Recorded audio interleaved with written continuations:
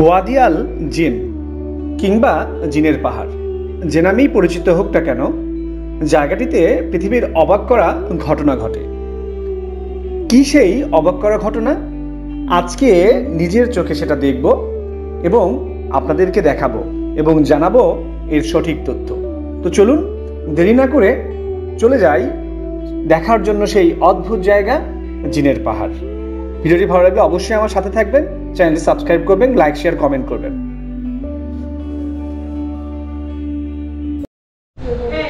আসসালামু আলাইকুম, welcome to new another blog.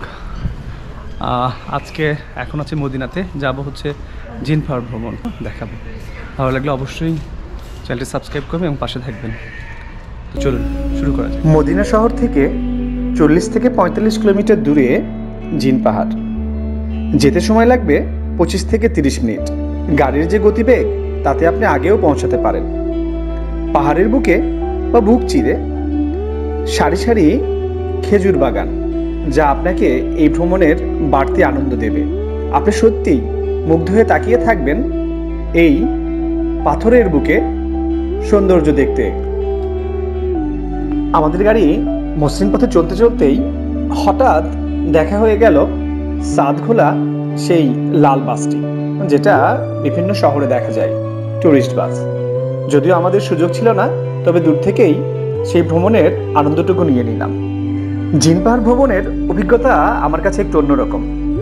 গাড়িতে ওঠার আগে থেকেই মনের ভেতর অদ্ভুত এক প্রশ্ন নাড়া দিচ্ছিল। যদিও এই প্রশ্ন আমার নাড়া দিয়েছিল বিভিন্ন ব্লগ দেখার কারণে। জিন পাহাড়ে বুঝি জিনের দেখা মিলবে, যা কোনোদিন দেখিনি। হয়তো মিটবে আজ সেই মনের আশা। তো এই সব প্রশ্ন করতে করতেই চলে আসলাম এই জিন পাহাড়ে। মাত্র 25 মিনিটের একটা পথ।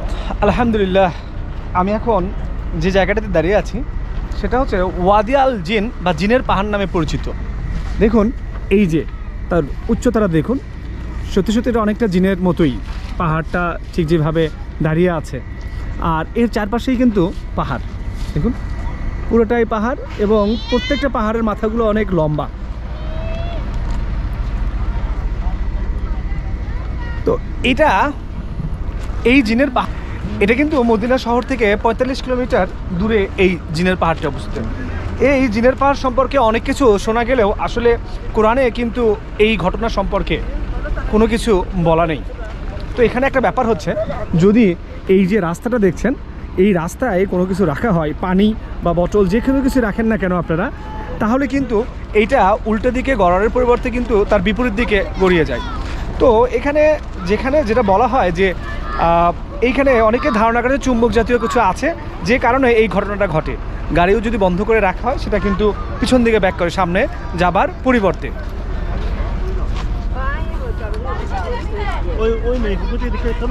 এই দেখতে পাচ্ছেন আপনারা, এখানে কিন্তু আপনারা এই যে উট সাওয়ারি করতে পারবেন।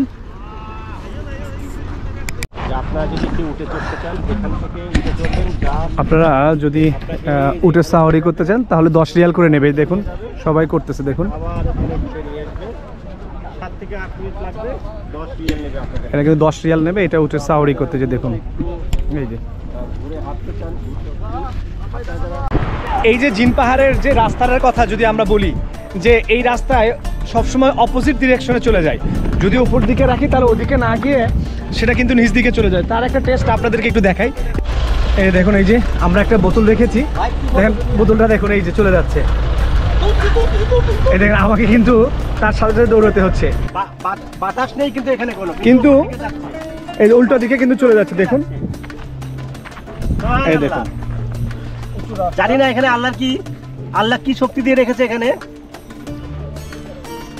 এইটা একটা বিষয়।